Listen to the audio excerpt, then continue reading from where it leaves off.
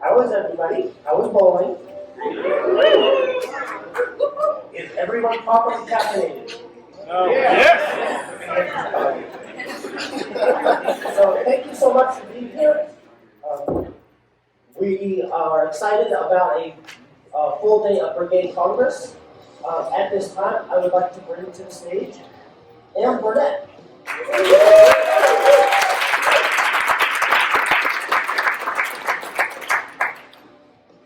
I didn't change my name to Ann. Welcome. Did everybody have a good time last night?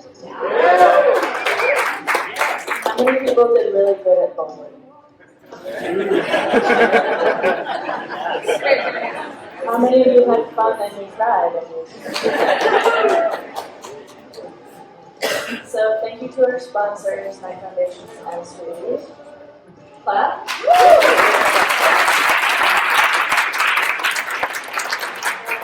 Am I missing any other things? Thank you all for being here. Thank you for the Open Cleveland. Are you close for Cleveland? Open Cleveland? Open. Good.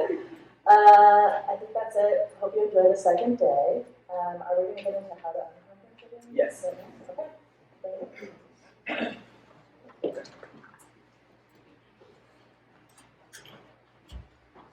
Okay.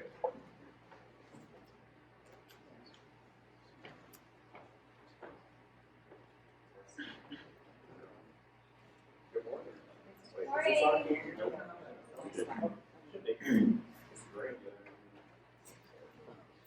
I mean, We can try to check this.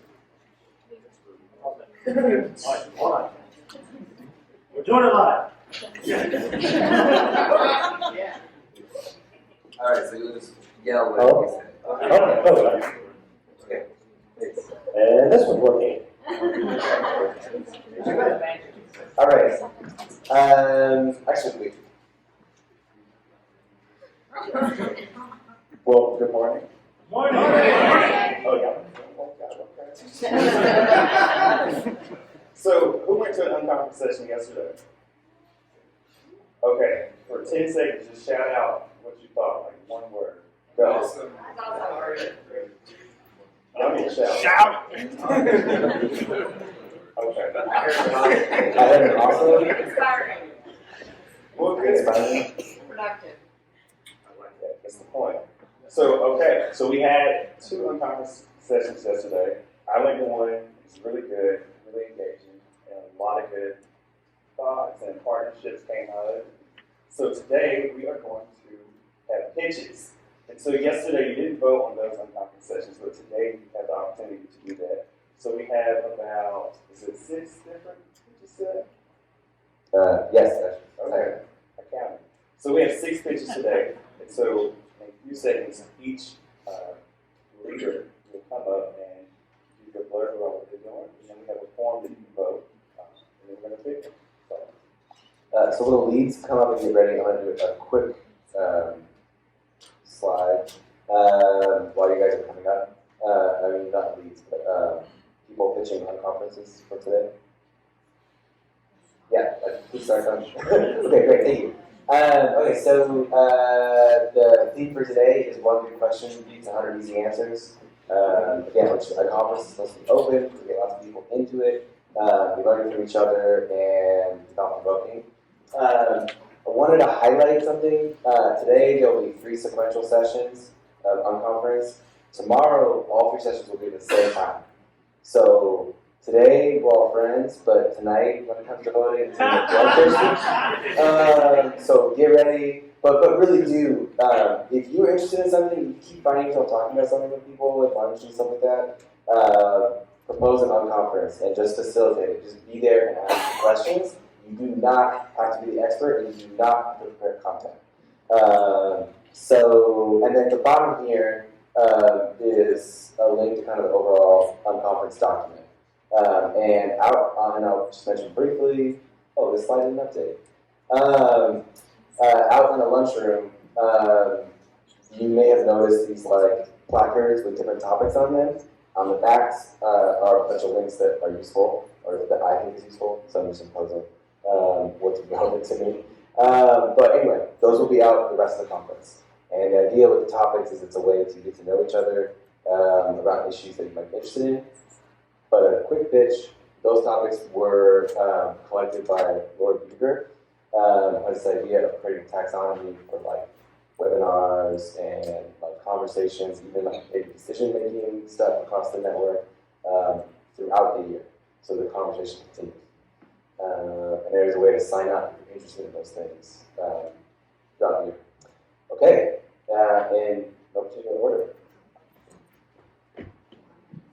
Hi, I'm Bonnie Heck-Relay. Yeah. So at Summit last time, Tim and I led a unconference session which was about cross-brigade collaboration. And we got great turnout and a lot of good ideas came out of it, and then a lot of good collaborations came out of it. I'm part of a working group that meets every other Sunday since last Summit, and we did an unconference session yesterday. So this unconference session proposal is basically for us to tell each other the stories of what has worked in terms of cross-brigade collaborations, and then to meet other people who want to do cross-brigade collaborations and make some definitive plans what we're going to do between now and next Summit. Thanks. That's it.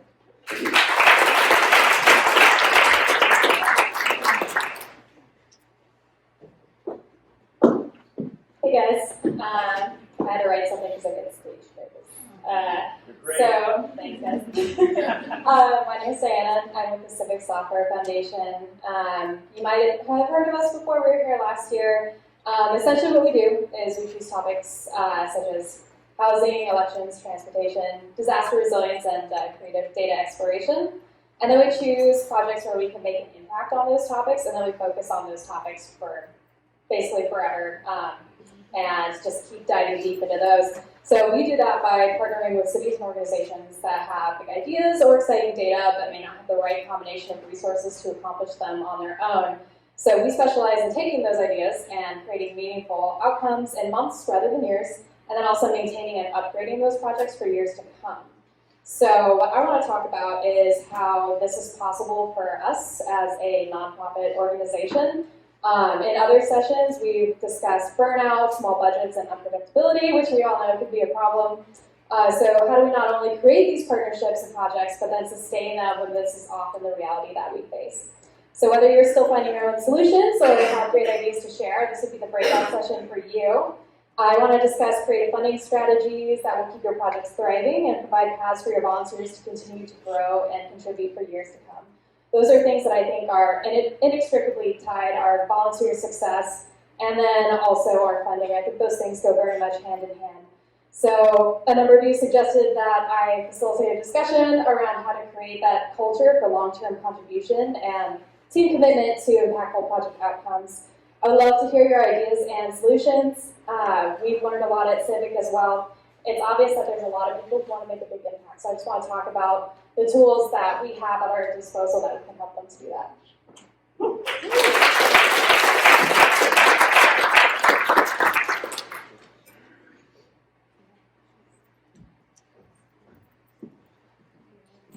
Good morning, everybody. Good morning. I'm Katrina Myers from Code for B2B in Burlington, Vermont. We finally made it here yesterday. All day. I'm very lucky. This is my first conference. And I want to talk about member recruitment and retention, which I know has been a topic of that many people have been discussing over their food tables and bowling and breakfast. So the session, the unconference session that I'd like to facilitate is just a brainstorming session on what has worked for you, what hasn't worked for you, what have you tried this year, what are you thinking about trying next year. And I know that a lot of brigades struggle with retention, but the basics are that every one of you has been retained, so that at least something has worked. So everyone has something to share, even if everyone also has struggles. So it'll be a facilitated discussion about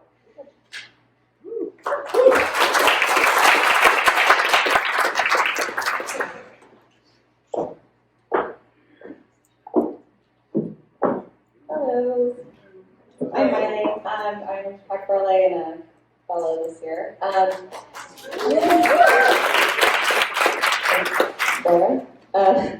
So, how many of you meditate or try meditation? Oh, cool. Okay, so my pitch was on mindfulness meditation. So I've been in a program this year, and there's a lot of tools and a lot of similar. So I'm a UX designer and researcher, and I find there's a lot of tools with mindfulness meditation that really help with my work. And so I was hoping to share some of that to help people, have people come if they have stories about how it's helped them. And if you've never tried it and want to check it out, then please join me. Yeah, that's it. Thank you. And then I also wanted to mention that the Corkbot session that Anna was running is just going to be merged into her breakout session. So if you're interested in that, it will still be provided. Voting is, voting's by like 10 a.m., so just vote soon on the form. And yes, in the form, you look here, that's like overall information. The form to vote, I'll put it in this slide. Yes. Create the form to vote at like 3 late. I missed polling. But, and then there was something else I was going to say, but, we'll figure it out. How many votes do you get? You get 3 votes, because you get 3 sessions today.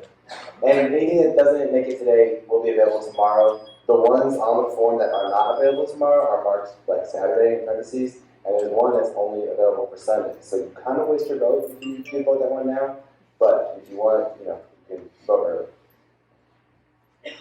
Okay? Go vote.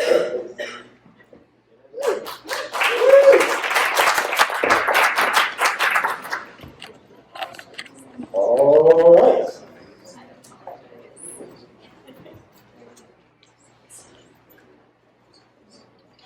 All right, the next thing we'll have is our fellowship panel.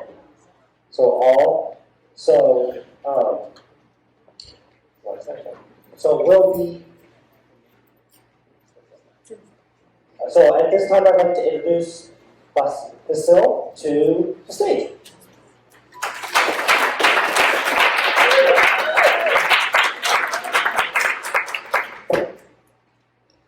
Good morning, everyone. Right. Good morning again. My name is Wilson Avakar, and I'm honored to be here with you guys. I am Coach America's newest fellowship program manager. First, I'd like to give a huge shout out to Hashim. Can we get a round of applause for Hashim?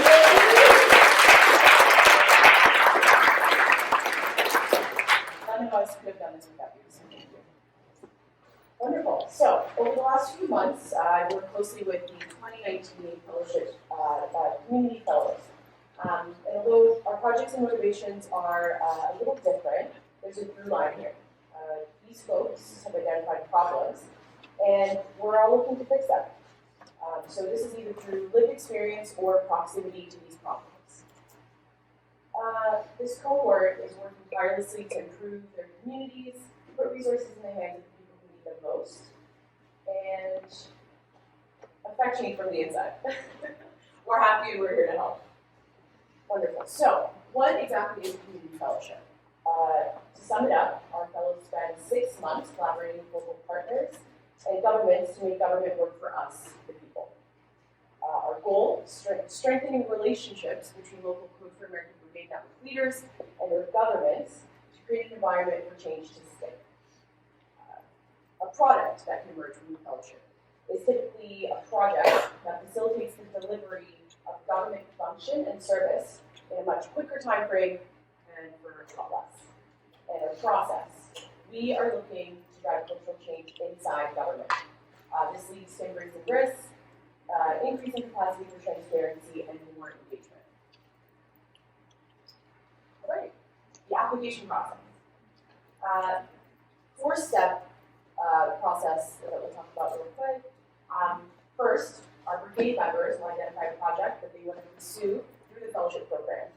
Keep in mind that our projects and they're intended to serve marginalized communities. Second, our brigade members will form a team. This team is made up of your peers with different skills that will help you bring your project to life. We welcome technologists of all different backgrounds and skill sets. Next, our brigade members will connect with local government. And through connecting with local government partners, yikes, we'll discuss the project and the program integration. We'll talk about things like funding, delivery, and expectations across what your project timeline will look like. And finally, brigade members will prepare an application. Submissions for your application and the fellowship open at about the top of the year. But why wait to get started on getting your application going? All right. So our 2020 fellowship timeline. I want to say that some of these dates are subject to change, so don't hold me to it. But our announcement usually comes at the top of the year. We can expect applications to open at about the beginning or 1st of February. Submissions will be closing on the 28th of February. Our review period will then go from March to April. Our announcement for the cohort will be in May. Onboarding will begin on the 1st of June, and the 2020 cohort duration will go from June 1st through November 30th, 2020. Behind me, you'll see the demographic breakdown of our 2018 and 2019 fellows. This is where we're making a difference. Our fellowship allows us to touch communities that the organization may not otherwise have the opportunity to do. And this is how we're trying to make an impact. We're demonstrating the power of bringing a diverse team to the table. So consider this a glimpse of what the future of our volunteer network can look like. Additionally, it's worth noting that our program is extremely inclusive of many, if not all, of the skill sets we have represented in this room today. Whether you're an activist, a public servant, or a hacker. We've borrowed this graphic from our friends at the Ford Foundation to highlight the need for various skill sets and disciplines and considering them valuable in technology. So, what does a technologist or a fellow look like? Let's take a look around. And for more information on this and the many roles and paths of technologists, please check out the More Than Code report at codeforamerica.org/talent. Now, let's get into the panel. Let's get a big round of applause. We're going to go ahead and bring up our 2019 fellows.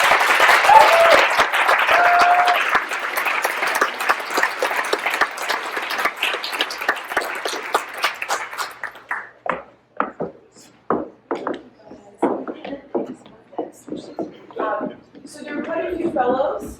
We've got one representative for each team on the stage with us right now. I have Jill representing Charlotte. I have Christina representing Indianapolis. I have Marty representing Santa Monica. I have Mike representing Buffalo. Gregory representing Miami. And Laura representing Durham.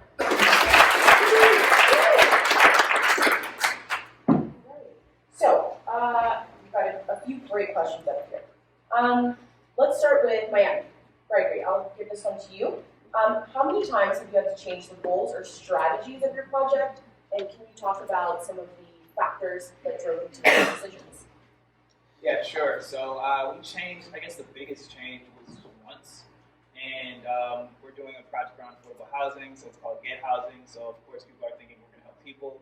And just one of the problems that we identified was that for our government partners in the city, they didn't have open data available for affordable housing units, which you think would be like the little thing that would be happening, but it didn't. So we kind of shifted our tool from being housing assistance to actually driving change to now list affordable housing units that are certified with the city, which really made a change, and it was kind of like externally kind of like pressured, because when we said this to the government partners, they're really excited. They're just like, wow, we could really use this. I think that's what made us change. I'd like to ask the same question to Indianapolis. Christina, this is for you. So tell us a little bit about goals and how those have changed as far as strategy for your project. Sure. How does this work? Yeah.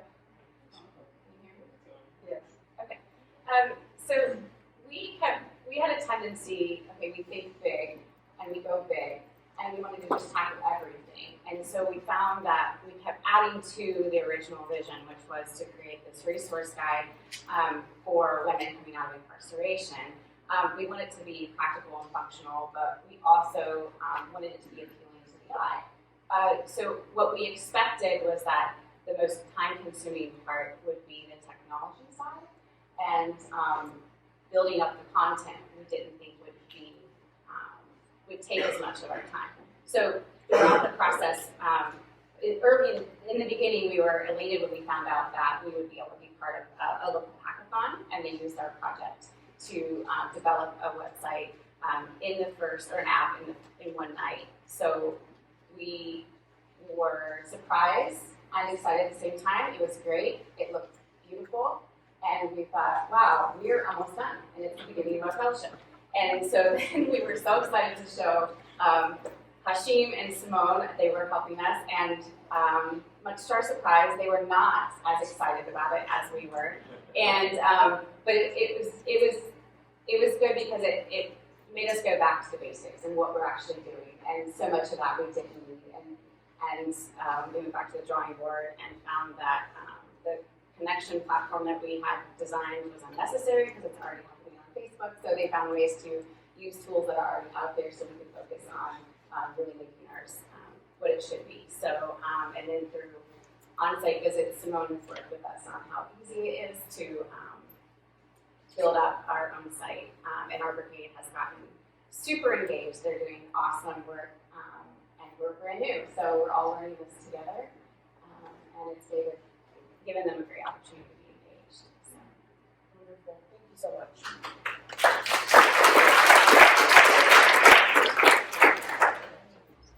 I'd like to ask Mike our next question, Buffalo. Community engagement and collaboration takes an enormous amount of time and resources. What have you learned about building partnerships and advice to brigades looking to improve their communities through engagement? Yeah.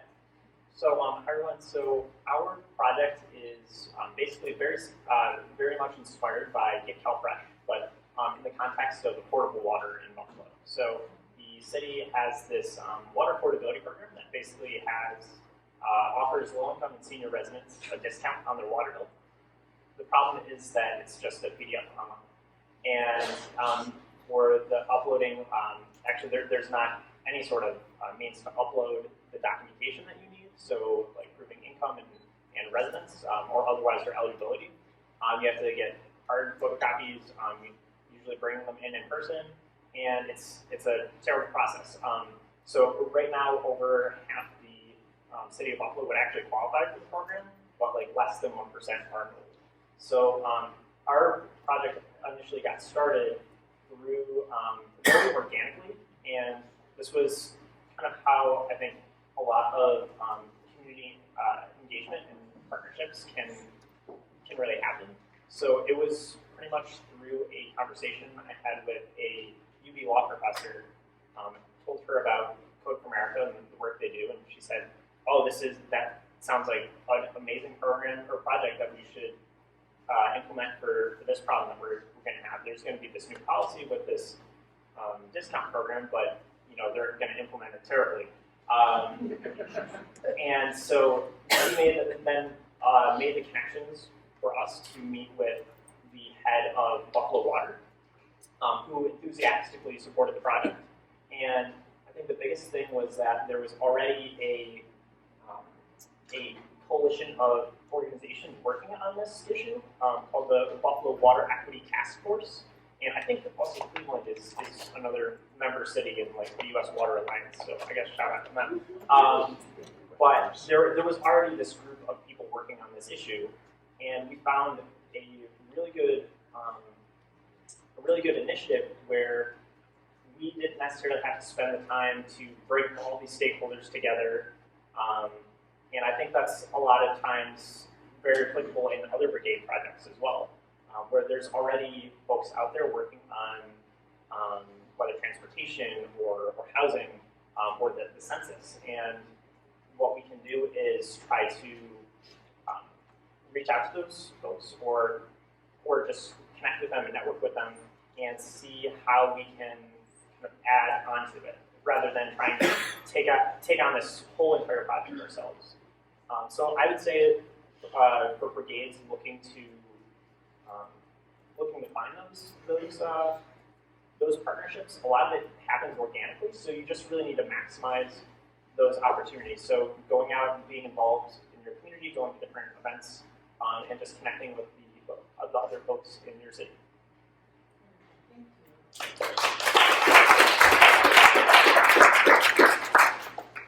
I'd like to invite Laura from Team Durham to answer that question. So that's around community engagement and collaboration, and advice to brigades for improving community involvement. Sure. So this is literally my day job. My new title is Equitable Community Engagement Strategist with the City of Durham. So if you want to talk about community engagement, I'm glad to help brainstorm it at any time. I think one of the things that Mike alluded to is there are always other people trying to do the same thing. That would be one of the first things I would say is you're never alone. There could be something as formal as a task force, or there could even be more grassroots organizations. Every time I think I have a handle on who's doing what in the landscape of things that we're doing in Durham, I learn new things. Yesterday I was talking to Simone, who's here from Durham, and she was telling me about organizations I hadn't even heard of that we're all kind of doing the same thing. So that's the first, is that there are definitely partners that are doing similar things, even if it's really grassroots organizations. They may not be on Facebook, they may not have a website, they probably don't, but they're trying to achieve the same thing. So it's starting with asking your networks and trying to find those partners. The other thing that we say a lot in community engagement is going where the people are, which I agree, and I think a lot of people have heard that. I think there's another piece though of it's not just like going where the people are, it's letting the community lead. So I recognize that I am a white woman in Durham that's mostly a community of color. I didn't grow up in Durham, although I grew up in North Carolina. And I can go to where the people are, but they still may not want to talk with me. They may not want to share the real stories or barriers that they have to maybe signing up for water management in our city's water management services, or issues with transportation or police violence, because I'm not their neighbor. I don't know their personal history and their community's history as intimately as they do. So in Durham, we're trying to work more on that piece of letting the community lead. So it's identifying kind of like from yesterday. Her last name is Urban, which I thought was really cool. April Urban. April, there she is in the audience. I think April talked about this, and then Lorena was talking in the census about kind of trusted messengers. So it's like identifying those key partners and talking with them to help you communicate your message, because those are the people that live in the neighborhoods that people trust, that can help you to maybe help, if they're trained, for example, in the application that you're trying to get across, helping explain the objectives that you're trying to seek, and then they take it to the community and can get real feedback on what the barriers are. The last note I'll say is there are people that are trying to do the same thing. There are people in the communities to talk to. There are also in local government, especially, we tend to be very siloed about the issue areas that we want to engage on. So it's like, Gregory, I just want to talk to you about your sidewalks. Like, all your other business, maybe take that somewhere else. But I just want to talk to you about your sidewalks. And Gregory's like, well, if you just want to talk to me about my sidewalks, I don't even care to talk with you. Like, see me as a whole person and hear all of the things that are on my heart and mind. And then maybe I'll get that little nugget of sidewalk data that I'm looking for, and then I can share the information that you've shared about water things and utility services. I can share that with Mike. If you have other issues, I can share that with Jill. I know how to filter that information back. But you have to be open to hearing all of the things. And so that's where it's really good to partner with other people who are trying to reach those same community members. Thank you.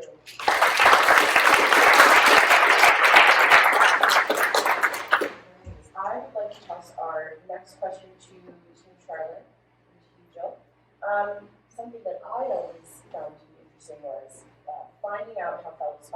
together what assembling a team looks like, or talk to us a little bit of how your team came together. So I think assembling a team, whether it's in a fellowship project or a brigade project, they act kind of similar. Knowing your goals, what impact you want to make, and what stage your project's in. So if your project is in the research stage where you haven't talked to any of your community yet, you know what, you don't need a developer. Unless you have a developer who wants to do research, then that's fantastic. If you wanted to have a developer that wants to understand how that beginning process works so that way they're better at building it, that's great. But you don't need a team of developers when what you need to do is get out in your community and talk to them. And so understanding exactly what that phase is of your project is really important into building that. The other piece with us especially is that through this entire fellowship project, we have reported out to our brigade. And so we have them excited about it. While there are 2 of us on the team working on it as a fellowship project, we get input from the brigade. We're working on onboarding them right now, and additionally working on how we transition this from a fellowship project to a brigade project, because redundancy is so important that it's good to have that in any type of project, even on a fellowship. So how we came together, I asked Jeffrey if he wanted to do this, and he said yes. So Jeffrey, he's a brigade member, obviously, so we've had plenty of chats over pizza and hanging out and working on a project. That I knew he's a newer developer. And we had conversations about, would you be interested in understanding that beginning stages? Because, we were similar to Christina on the front, that we're going to build something great in 6 months. That doesn't happen. That's not actually based in any form of reality. It doesn't even have a toe in reality. But that was our original goal. I'm like, oh yeah, Jeffrey can sit there and code this for 6 months and we'll be done. A senior developer can't do that. That's unrealistic, and I'm just, excited. But his desire to understand how user experience forms what he develops was a key piece of okay, this team is going to work because that's the stage that we're in right now. There you go. Thank you.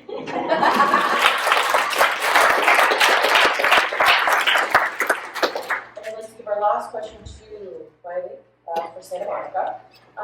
Obviously, we're pleased to continue the conversation about user research and development, what that looks like. But can you tell us about hurdles you face in your work as it may directly translate to making tools and service in the community? Yeah, thanks. So in Santa Monica, honestly, we're really fortunate. We're going to have a housing authority manager kind of just be on board. But I know in their initial meeting, it was how can we get the landlords to just have more housing, give housing, be more, amenable to affordable housing. And in Santa Monica, I just saw there's an article in 2017 that's it's considered the most expensive city to rent in the country. 1 bedrooms are averaging $3,500, but usually go up to $4,500. So we're over San Francisco in that. We're actually more expensive now. So getting landlords to be yeah, I don't want to cut my rent to 1/3 so I can get afford, people need housing in here when they're private developers. That's kind of a wicked problem. So as much as we want to do that, as much as there are local people who have, had the housing for a long time, they sometimes sell them or they die and then their kids take it and they're okay, we're just going to sell it because they make a ton of money. And so that's kind of, it's a wicked problem. So the research in talking to some landlords, well, there's an incentive program, but we don't know about it. And also the money is I can make that in 1 month on rent. So not going to really happen. So what we did though is in talking to literally all of the housing specialists who work on getting Section 8 applications to people. So our our problem is how do we improve the affordable housing application process in Santa Monica? So that's kind of where we started, and that like speaking to housing authority specialists who are working with the people trying to get them housing, we found that it wasn't so much that how to get people to apply, because they were receiving 19,000 applications a day when they opened Section 8. It was how do we get the people in the community who are eligible for Section 8 to apply, because they weren't. And so in talking to the community and really like sitting, like Laura was saying, like sitting with people and like trying to build trust of like, let's talk to you and find out what your experience is like, even if you want to talk about your particular issue, which again, finding out everyone has these unique experiences. It's really important to kind of understand where everyone's coming from. And so in doing that, we found also that really what it comes down to is they're not getting the right applications because nobody knows anything about it in the community. So there's like no education around it, and as many of you probably know, government doesn't really have customer service.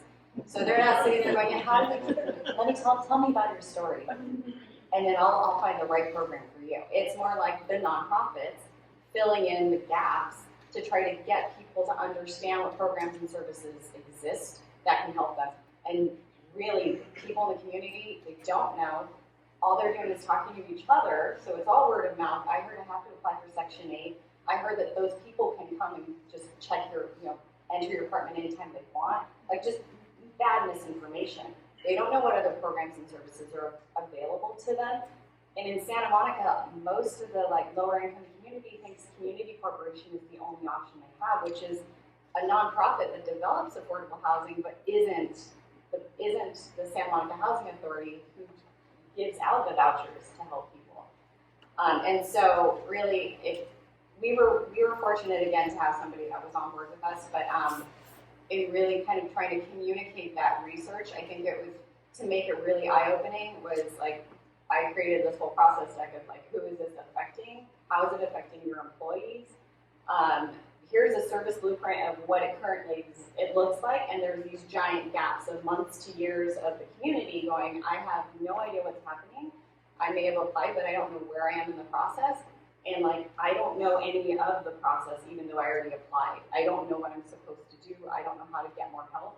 And so there was also a service blueprint that I created with like these service patches that I'm applying, where it's like how these little tiny things you can do can kind of help the community. Maybe you can't have a customer service representative or someone at the front that can answer all the questions, but you can have social media that tells people like Section 8 is opening. Here's some tips on how to do it. Here's education around it. Have a workshop once in a while that's like inviting community leaders and advocates in the nonprofits who are getting the word out, so that in that way those people can then spread the right information and correct all that misinformation to kind of try to also build trust in the community to get people, the right people to apply that they want. And user journey map. So having a user journey map that shows like, you can put emojis in there, it's like sad face, frustrated face, like really sad face, still sad, kind of hopeful, but then back to sad. It really like showing that process and that cycle and how like if we can improve that, these people, it brings to light this really often hidden emotional journey that the people in the community are going through that you don't hear about very often. What are they thinking? What are they feeling? That's really helpful. Thank you.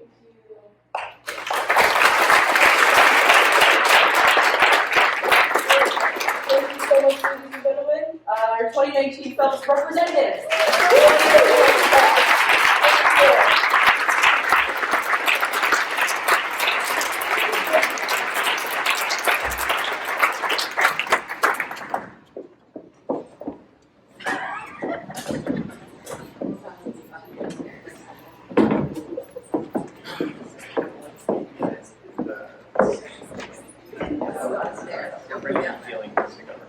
All right.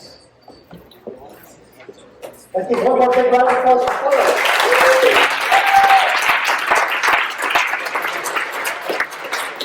So up next we have the founder of Code for America, Jen Pahlka.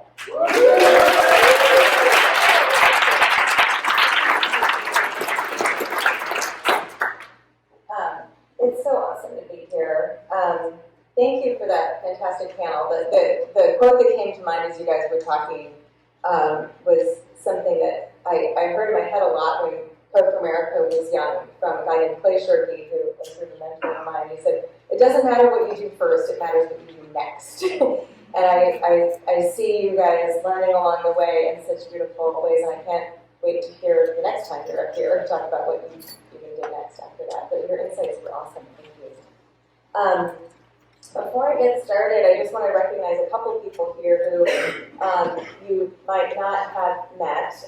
And one is the person who runs this whole place. We have Felton Thomas, the head of the Cleveland Public Library here.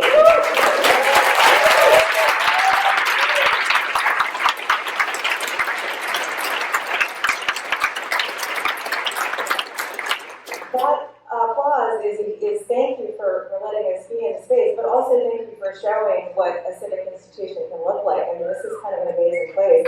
Has people been to the old wing next door? You been in there? Raise your hand. Okay, if your hand is not up, you have to go over there. It's also incredibly beautiful in a different way. But thank you so much for having us in this space and for making what you have made here for Cleveland, and I hope every city can have public libraries as wonderful as this. I just also wanted to recognize we got a couple folks who are not from the U.S. Dave from Code for Canada, somewhere up front, very well. And I think his fellows should talk to the Code for America fellows, so let's make sure that happens. We also have Nobuyuki Shirakawa here, who runs from Code for Japan.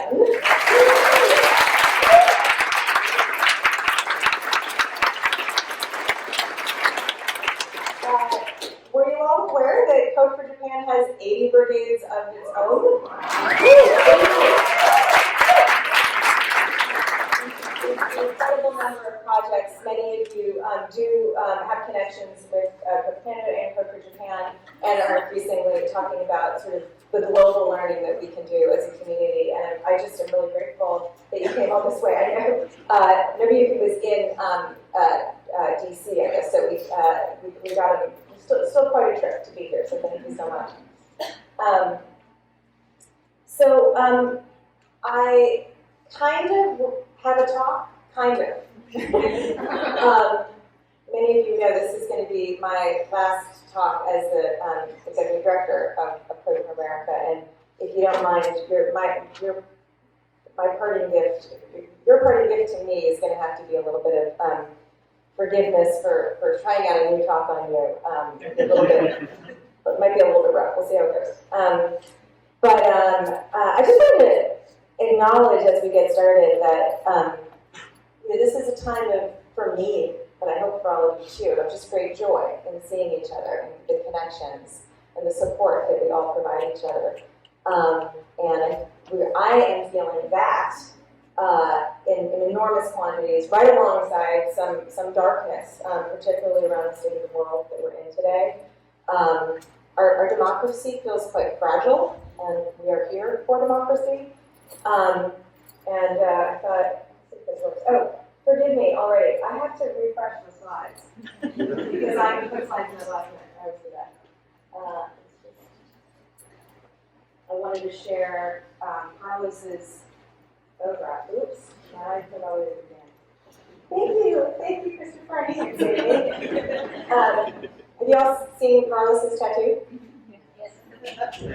I have a picture of some of that. It's like slides like 110 or something. It's all the slides together. I don't have 110 slides, don't be scared. Carlos's beautiful tattoo, which is quite new, right? Last week, says government is us, we are government, maybe it's the reverse, you and I. Government is us, we are the government, you and I. And it's a quote from, did you say Roosevelt? Yep. It's like, that is both the most beautiful statement ever, and so true, and so much a driver of my life and what I care about. And this is just a hard time to own the U.S. government, and I just wanted to acknowledge that. And also, I just want us to lean into it, right? Like that, I think that's what I love about this community is that you're doing this, you're putting this on your body at a time when you're claiming it even more to make our government more aligned with our values, and reminding ourselves that any part of the government that might be pissing you off today is not all of government, and that we have so many other touch points. And that's one of the reasons I get such great joy out of being with this community every time that we're together. So that's sort of my theme. We're going to lean into that. But before I get into the little talk that I half prepared, I just wanted to acknowledge again that this is my last Brigade Congress, and in case you don't know, I announced that we're looking for a successor for me, Code for America, and I know a lot of you have some questions about that, so I wanted to address them up front. Why am I leaving? I'm leaving because this place is awesome, our community is awesome. I feel like we have over 10 years gotten to a place where I feel confident our theory of change works. And I want to hand it off to somebody who has the skills to run this at a larger scale and to really do it. I have been doing this now for 10 years, and I'm not going anywhere. Thank you. But I'm really eager to have this, all the potential that sits in the organization and in the community, have the best possible leader for it who can take it on for another 10 years. And that's the why, and I couldn't be happier about it. Many of you have asked, what am I doing next? I'm not going on to another job. People keep asking, like, what's your next job? I do not have a next job. I am very much, this is my life. I love this movement and this vision. I am going to be writing a book. I have a book contract that I really should be working on, and I am not. And I will ask you, please don't ask me about it, because my stress level just goes up through the roof. Literally have not done anything on it since I got the deal, and it's just an enormous shame spiral for me. So that is off the table as a topic, now that it's out there. But being able to write a book means that I will also be able to, still be involved here. So I will remain on the board of Code for America. I will advise as necessary. We don't know who the new executive, or we're actually calling the new leader a CEO, just change of term. So when we figure out who the new CEO is, I'll be working with that person to understand how they would like me involved, and we'll work all that out. But I want to be as available as is helpful, and not more than that, for the sake of the new CEO. So I'm excited about that. One question I think people haven't asked too much, but I'm afraid you're afraid to ask, is will the brigades still be supported under a new leader? And the answer to that is yes. And part of that yes is that I don't think we can hire someone who doesn't believe that the people power isn't critical to the fulfillment of Code for America's vision. It's just not. I think it's just obvious. And the second reason is that the hiring committee for this includes me, but it's our board. And I thought it occurred to me that many of you don't know who the board at Code for America is. Is it helpful for me to share a little bit who's on the board? I'll start from here. That's Tim O'Reilly. He also is my husband, but I believe he deserves a spot on the board, independent of that status. And he inspired the organization by writing about government as a platform over 10 years ago now. John Lilly is our board chair. He was the CEO of Mozilla during many of you are too young to remember Firefox taking out Internet Explorer. It was a really great game to watch. And he was a CEO during those years, which is pretty amazing accomplishment. And he brings to this, as does Tim, a real interest in open source and community and people power. Shona Brown was the senior vice president of various things at Google for a long time, so she's our McKinsey operational get your shit together board member, and kind of a badass, and these heart of gold in there. Katie Biber is Katie and Jim are our two newest board members. Katie is a conservative. She now works for company called Anchorage, which does banking for Bitcoin or whatever, for cryptocurrency, which is not my thing, but she's done other things before too. She's a lawyer. She was actually the general counsel for Mitt Romney's presidential campaign. And I'm going to talk a little bit about having a conservative on the board in a second, but let me just get through everyone. Stacey Donahue is with what's now called Luminate, but here they have been our general operating supporters for many, many years now, and she's just absolutely dedicated to this organization, and just a really wonderful person who funds a lot in the civic tech space. That's me, and I think you know me. Jim Shelton also joined last year. I got to know him in my year off in the White House. He was the Deputy Secretary of Education under Obama, does a lot in education, and is a big advocate of all that we do, and just been a really, truly wonderful board member.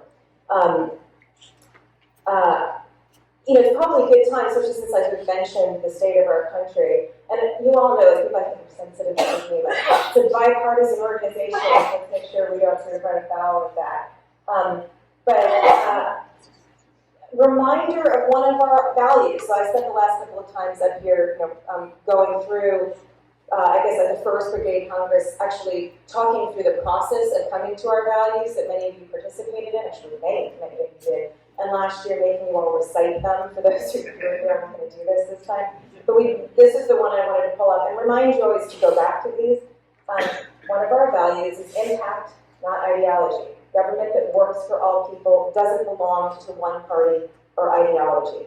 We welcome all political and social views that respect the principle that government should work effectively for all Americans with respect and dignity. And to me, it has been a really great pleasure over the past year and a half to get to know Katie as we were looking for a conservative board member to join and understand her views, especially on the safety net, which was a little bit of an eye-opener for me. I asked her, why do you want to join the board of an organization that works to build a safety net for the 21st century as part of our work? My background personally, I have certainly conservative members of my family, but I was not as familiar with the ideology. And she said, what are you kidding? How can you have self-sufficiency without effective safety net? And it's been really wonderful to hear her values in her words and her dedication and excitement about joining the organization from someone whose political views were different from mine. And part of the reason I bring that up right now is, it's underlying what I say about the fragileness of our democracy, the fragility of our democracy right now, that I'm not speaking kindly of our current president, to put it mildly. And I do think that our value and our operating principle here makes room for a wider range of political views than we necessarily always have recruited into this community. And I've taken on a lot of value out of recruiting more intentionally this year. But I also think it does leave room to say there are views that don't fit. If people don't believe that government should work effectively for all Americans and with respect and dignity, then they're not part of our community. If there's somebody here, I hope actually that there are folks here in the audience that do support our current president, because I would like to have more conversations with those folks. I really mean this about reaching out and the bipartisan nature of our organization. But it is not easy, it is very complicated. I just wanted to highlight the step that we took in the past year to diversify the political views on our board and how well that has been going and how much it's enriched my life. I think I spent most of the time up here just talking about stuff that I thought would take 3 minutes. Yeah, I have a few more minutes. So I wanted to get back to this idea of how we lean into what's on Carlos's arm. Not actually onto your arm, just what it says. Government is us. And I wanted to share 2 stories that came to mind that I thought created an interesting intersection. The first story is from a fellowship team back in 2012 that worked with New Orleans. I'm not going to tell you the whole story of that again. Many of you have heard it. Actually, it was on Blight and very successful fellowship. in which they created a way for citizens of the residents of New Orleans to track blighted properties. Ryan's nodding there in front. Thanks for remembering it. Still up and running, right? It is, blight status. One of the team members was a young woman named Alex Pandel, who really did such a fantastic job on this. And I kept thinking, wow, she was just killing it. And one day at the Corporate America offices, our old offices on 9th Street, I went into the bathroom. She's, by the way, cleared me to tell this story. I don't think she thought I would tell it like 100 times, but I did ask her once, do you mind if I tell the story publicly? She said, okay. I walk into the bathroom and she's crying in the bathroom. And I said, Alex, what's going on? She's just like, I can't handle the pressure of this thing. Like, this project has started to be successful, and everyone thinks that I can fix New Orleans' problems. I am just a designer. And it was very interesting to me because it's true. I think a lot of people started to sort of see this as this, this really big opportunity, and she was sort of really overwhelmed by the expectations. So I gave her a little bit of a pep talk and realized that I think if you're going to do this work, yes, someone's going to find you crying in the bathroom one day for sure, including me, and that's normal. That means you're doing it right. But tried to support her the best that I could. So hold that story for a second. I want to move to another story. This one has to do with our work in food assistance. I reference it a lot. Get CalFresh is the project that came out of the 2013 fellowship, which now helps people apply for SNAP benefits in the state of California. And you've probably seen this if you've seen me talk before. This is one of the 3 applications that people were expected to use to apply for food stamps. This is the one for San Franciscans, but there were 2 others for other consortia, other counties, and it has 52 screens, and asks 212 questions, something like that. And it doesn't work on a mobile phone, and it's not a great interface. When I was pitching my book, I talked about this in sort of the pitch, and I know you can't keep looking at this. I'm going to move to a slightly calmer screen. This is Get CalFresh, the thing that was replaced with it.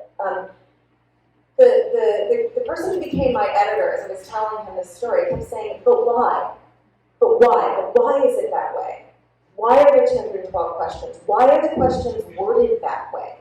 Why are the questions so confusing? And by the way, this is an example. I don't actually have the original question, but how many people do you regularly purchase and prepare food with, including yourself? And then this, not sure who counts, and it gives you a pop-up to help you understand. This is one of the questions that most trips up users. It's really hard to define household size. There's lots of different ways that you could say, do your roommates work? And it's answering that question, quote unquote, wrong is a reason that people get denied at high rates. And so when in this form, the questions are there's not just too many of them. They're very confusing in their wording, and if you've heard me talk before, you know that some of them are incredibly insulting. They sort of assume that you are a criminal. So Gregory, my editor, kept saying, but why are they that way? How did they become that way? And I started sort of digging into what I heard from the team and tried to give him an answer. And what has happened in California is that there's a national program, SNAP, and they say, okay, states, you administer this program. So now we have 50 entities administering the program, so that from state to state you have different experiences, often wildly different experiences. And please look to our 50-state report out of our IBI team for more details on that. Yes, thanks, Eleanor. Send the link around on the Slack. But in California, we have 58 counties, and we are one of several states that further devolves administration from the state to the county. And so what happens is you've got 58 counties fighting over, they each sort of developed their own way of enrolling people in the program. They've created their own interpretation of federal and state regulations. So they've all come up with their own ways to ask these questions. And then when the 58 counties came into 3 different consortia to move online, they weren't all going to create their own online forms. Thank goodness, it would have been even worse than that. I think the CalWin consortium is 32 counties. Someone's going to correct. Oh, there's no one here to correct me from that. 18. 18. The other one is 32. Thank you. Who was that? Oh, hi, Ryan. That's our new chief of staff, Ryan Coe, who worked on this stuff in Sacramento before he came to government.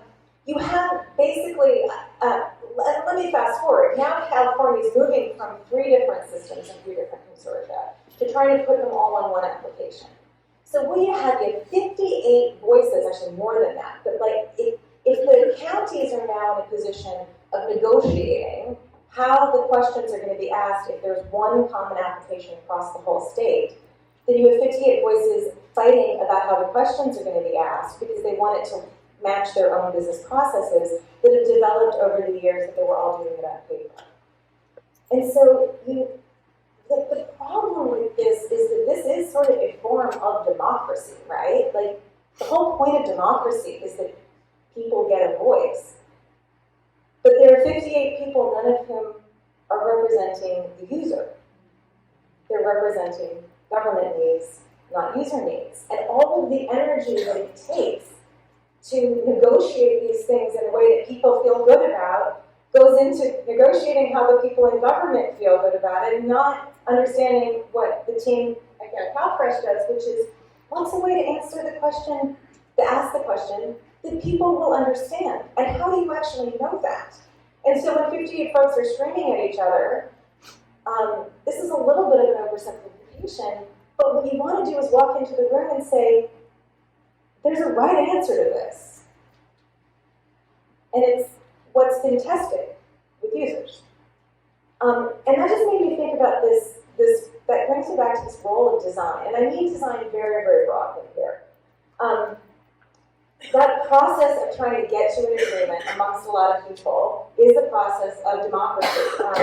It was interesting to look up a definition of democracy because there is some problematic stuff right here. A system of government by the whole population, which is super problematic, in the sense of that's hard to get the whole population to agree, or all the eligible members of a state, which is also problematic in its own ways and has been deeply problematic in the history of our country. So we have the problem of democracy, and then we have the process of design. This is one of several definitions. I don't think it's exactly pouring out entirely what it means, but purpose, planning, or intention that exists or is thought to exist behind an action, fact, or technology. It's an intention. It's someone saying, actually, I have an answer, or I'm going to come to a decision here that isn't always the vote of the 58 California counties. Oh, you had a question. Okay, I'm going to stop in a second, and I am going over. But I just wanted to start thinking about the tension between those two things. And I was thinking about the fact that when we don't design our government, when we make it always a democratic process, I don't mean it shouldn't be a democratic process. I mean it should be a democratic process that centers the voice of the user. And when we're not able to do that by bringing in design, by having that information about what the user actually understands, then people get very frustrated with democracy. And I think that has significantly contributed to the world that we live in today, particularly the fragility of our democracy and the leaders that in our country at the moment. And it made me think, when you don't have design, and I mean design very broadly again, but when you don't have designers, you get dictators because people feel so frustrated.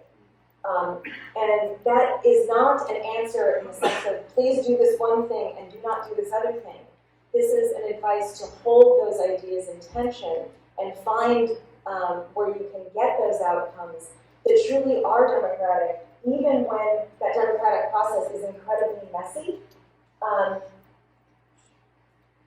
but also understand that you've got to come to a conclusion. And it also made me think about our own processes as a community of making decisions and how we need to hold that tension between the messiness of lots of different views, the very core value we have on a participatory process and all voices being heard, and at the end of the day, designing a process that can come to a real conclusion, make a decision, and move forward. So that's part of what I guess I'm asking you to lean into when we're together as a group. And I am so sorry that I spent the whole time on my talk. I meant to talk for like 10 minutes, but maybe Christopher or Meredith or someone can tell me if we can still take questions. Or we can? Okay. I'm so sorry.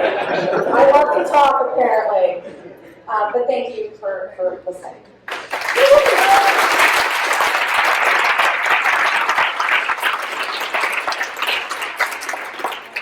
Can you get one other volunteer to help with mics?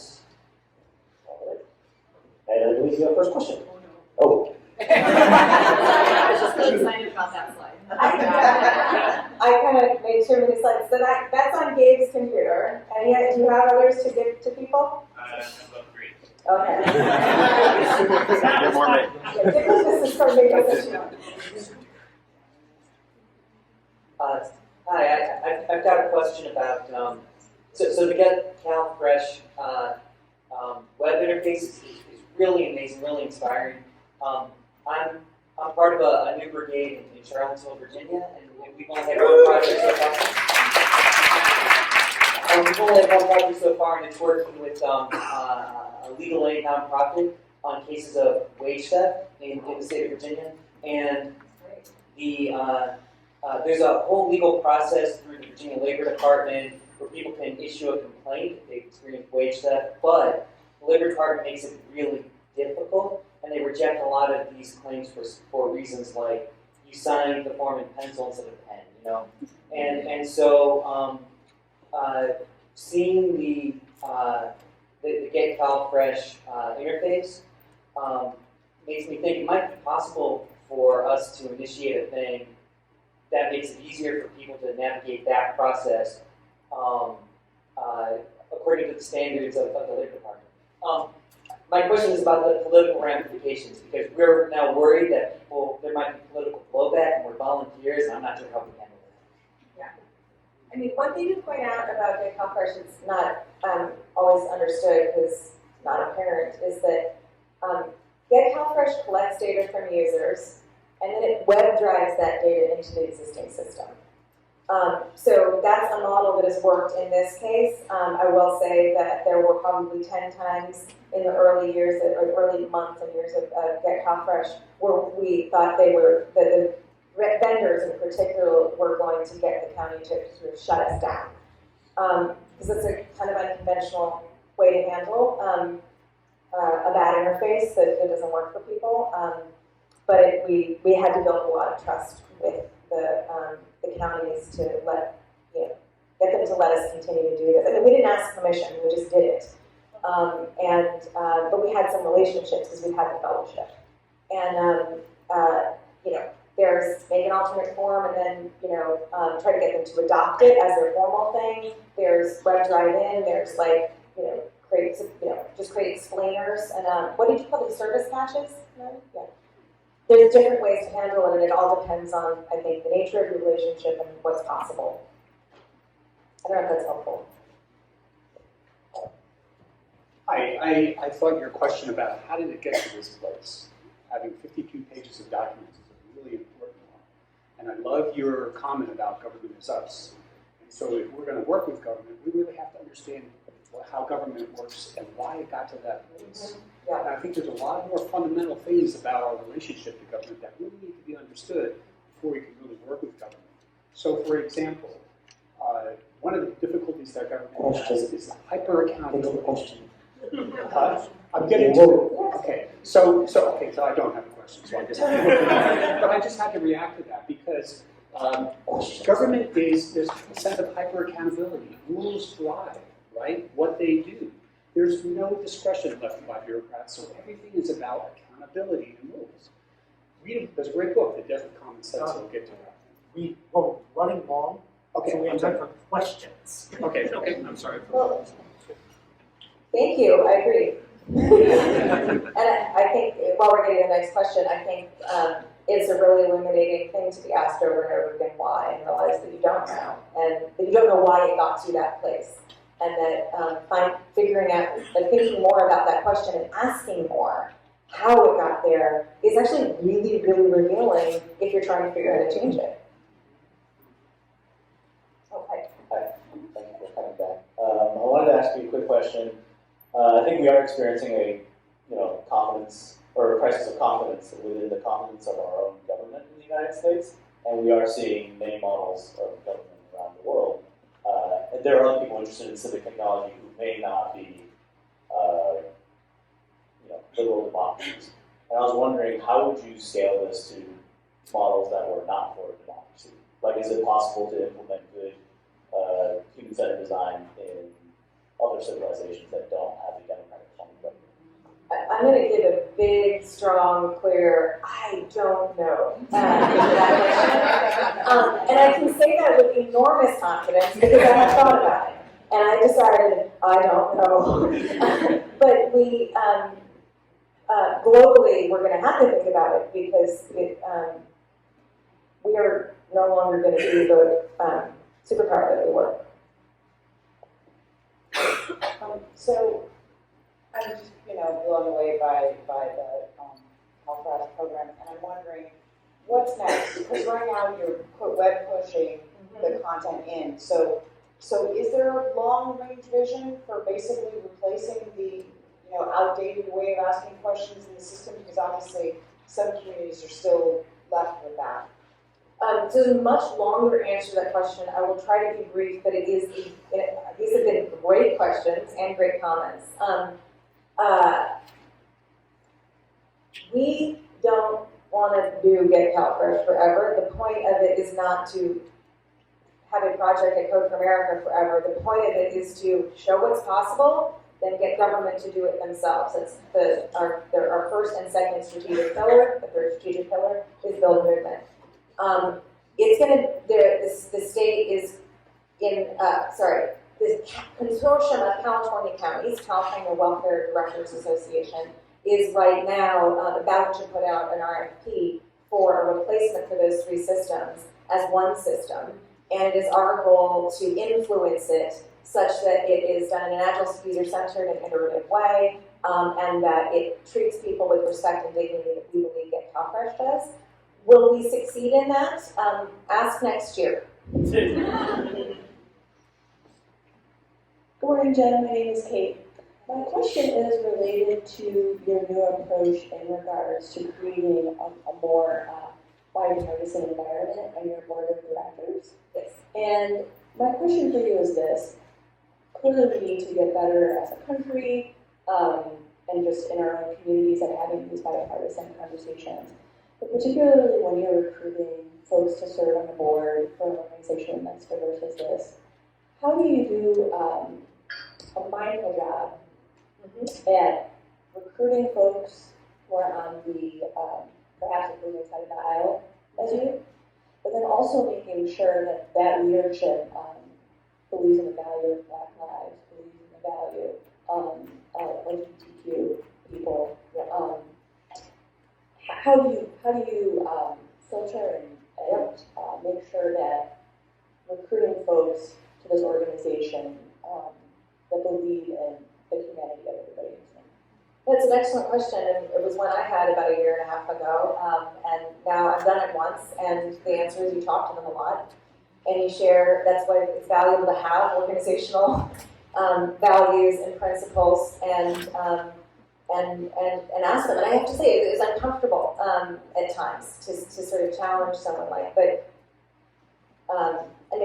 LGBTQ issues, came up early on in my conversations with Katie, and it turns out she's got a very deep family connection around that particular topic, and she just busted open some of the preconceptions I had at seeing her as a conservative and what I believe conservatives. And I'm exaggerating. I know conservatives, and I don't mean it that way, but it's easy to come into it sort of saying, well, I don't think you'd be a fit because you don't believe this and you don't believe this. Conversation fixes a lot of that. There are things that Katie and I strongly disagree on.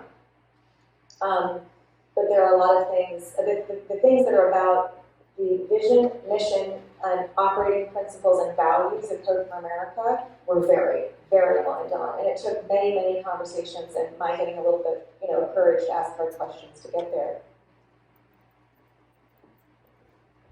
Hey Jen, how you doing? Gregory, CFA fellow, gatehousing.org. So we've reached an interesting path of getting a lot of buy-in from government and proving a model that works with our mobile application. And right now we have a lot of cities wanting to kind of adopt and iterate it, but I had a question on when is it, do you think, that you should start scaling the solution to other cities or other nonprofits? And where, as a kind of organization or brigade project, do you think the value is, because everything is kind of open source and everything is kind of open, so how do you make sure that you're still giving value as you share it amongst other organizations or cities? That's a great question. I'd kind of like to ask it back to you, though. I mean,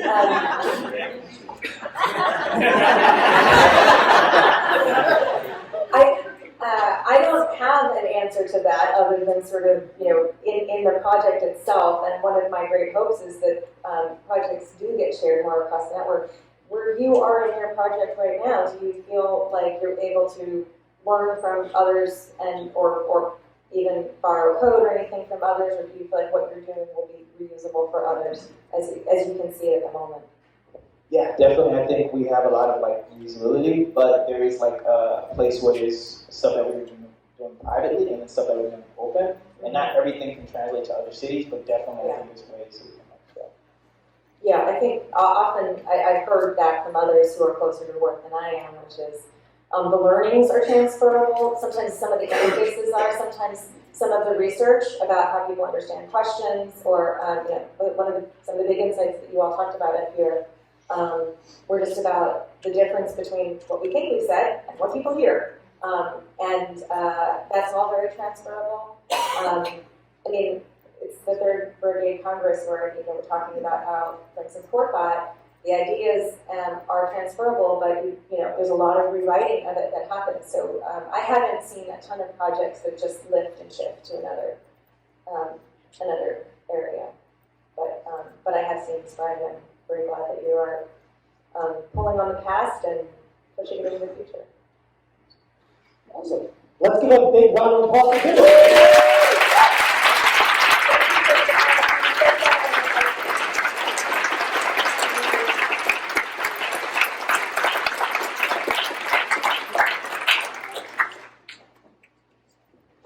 All right.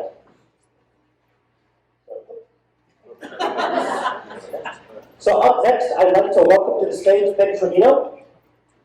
Before I do that, just so we know we're all running long.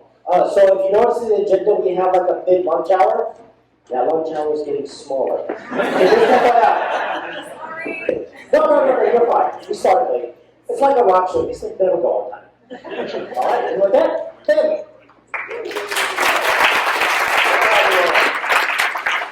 I'm Ben Trevino from Code for Hawaii, and I'm going to move us into lightning talks.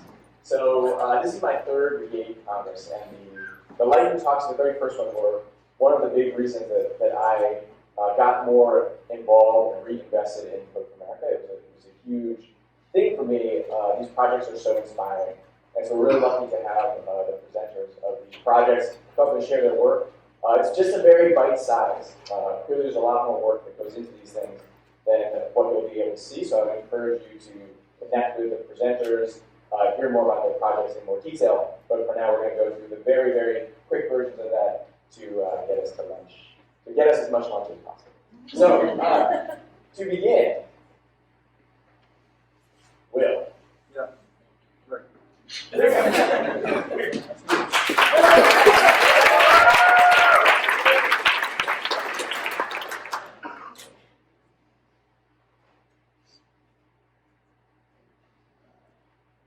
Not gonna lie, I changed the slides very at the last minute.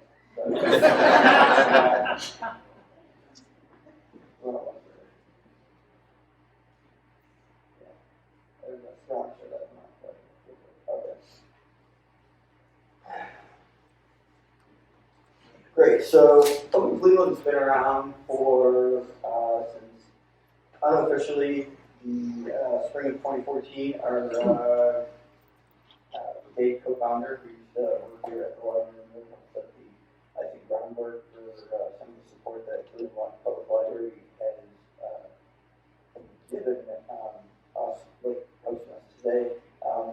Is thanks to her. I don't know if she's in the audience. I know she's going to come sometime today. And David, so she'll be around today. You know, I talked about it on Twitter, and we're like, oh, how about we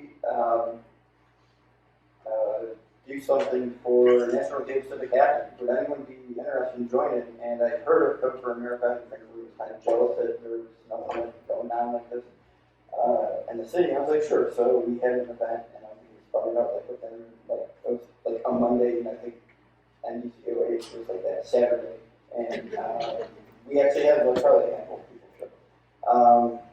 You know, since then, we, as April attested yesterday, I think from you know, bit by leaps and bounds. A lot of them may not be extremely apparent by having like tons of people here. I think there's probably about like 5 or 10 or so of our brigade members and like people here in the audience. And I think, honestly, I'm not really putting the blame on them, but I think we've taken a little bit of a different approach than in some other cities, because to be honest, we haven't had a lot of government support, specifically from our cities.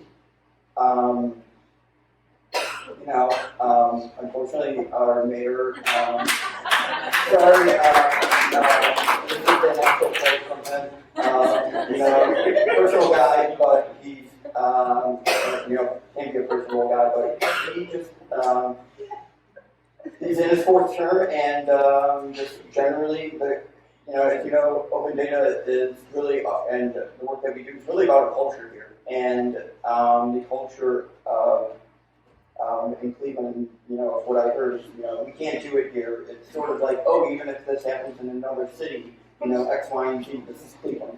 We can't do it here. You know, I've heard things, you know, you've heard all the excuses. It costs, someone will make us look bad, someone will, you know, steal credit from us. We literally need to make those maps because that's the thing that gives us like the most value, and we need to keep our budget. I've literally heard that one as well. So we can give you the underlying data. So really, ultimately, what we try to do is, you know, demonstrate the utility of open data and sort of technology, you know, with our projects here in Cleveland. Because even if you show them what happens in other cities, it unfortunately just doesn't work. Which is, yeah.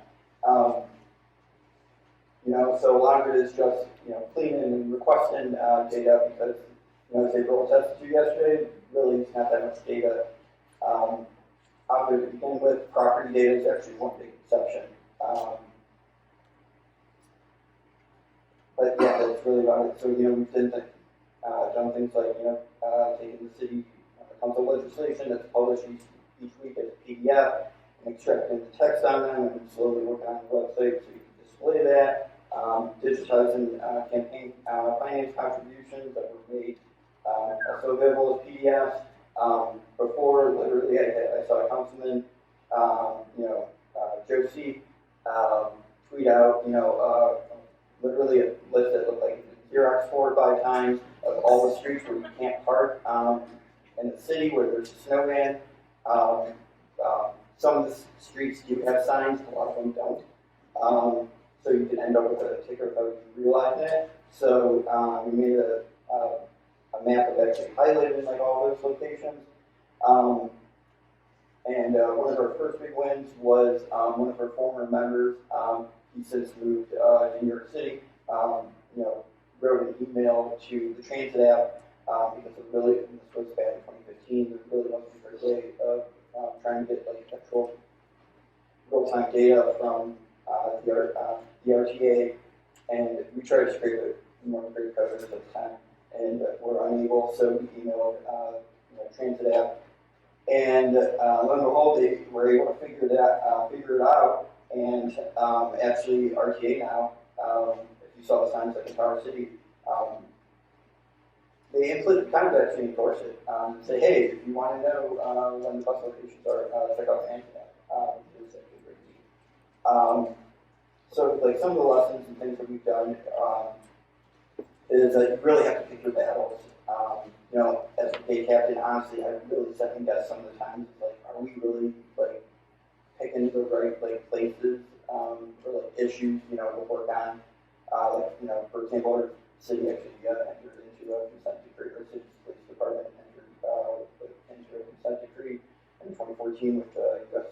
DOJ, and yeah, good luck trying to get anything from the police department here. And I honestly, I still second guess it now. I was even hesitant to bring it up because it's like I almost sort of like gave up on almost, so to speak. It's like, but you know, I know we have like really limited time and resources, small. It's not to say if like someone came and said, hey, we really want to focus on this. We would totally work with them on it, but we kind of have to be a little bit more deliberate about like where. You know, we want to work with, I mean, there's a couple small government partners that have been a little bit, like, you know, more receptive of our city's planning department. But, you know, with that, we focus with, and a lot of partners within a lot of nonprofit partners within, like, our sort of ecosystem, as we were alluding to yesterday. You know, not only, you know, the library, you know, provides us space for events.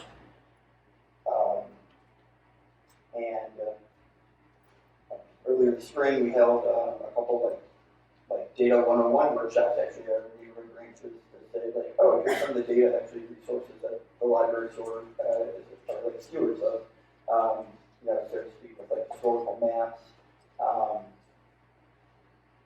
and how to use like some more unwieldy data sources the city does provide online, sort of like walking through it. There's a picture of some of us, you know, some of us.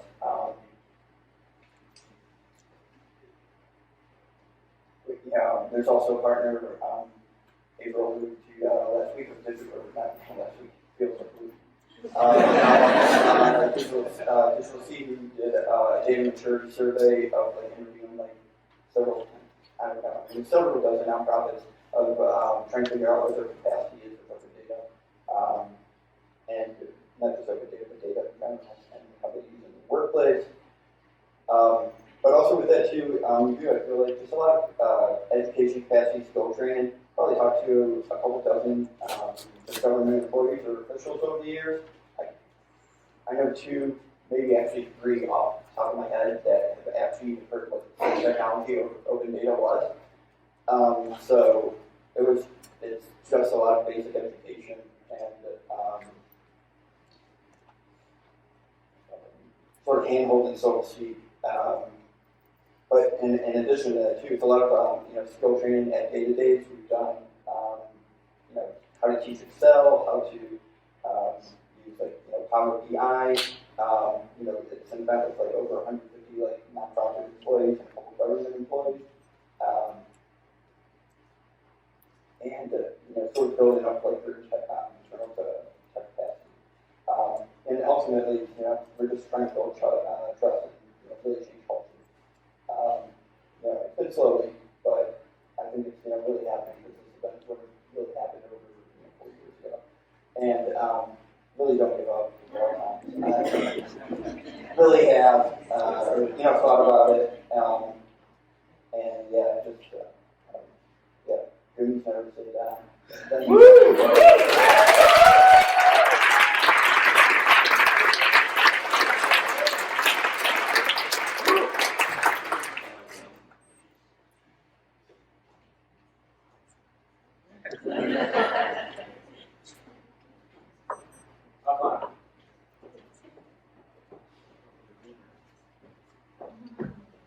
Hello, everyone. I'm Chris Alfano. I'm a former captain of Coca Philly. I'm a former NAC member. We just kind of hang out now. So I want to talk about this phrase, that won't scale. Has anyone else ever heard that at a hack night? Quite a few. I think there's a lot of values and assumptions packed into that phrase that I think it's important for us to dig into and think about a little bit.